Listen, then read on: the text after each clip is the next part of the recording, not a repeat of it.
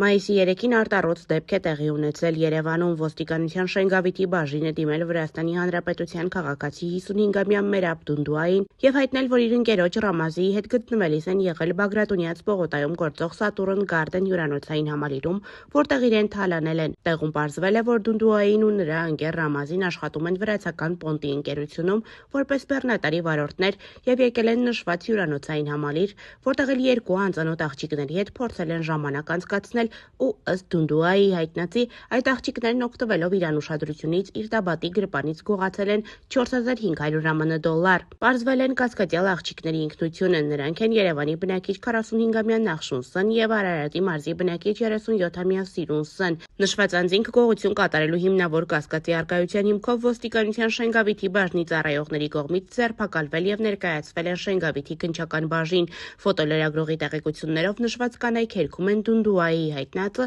ասելով, որ ճիշտ է նրանց հետ եղել են, բայց գումար չեն տարել։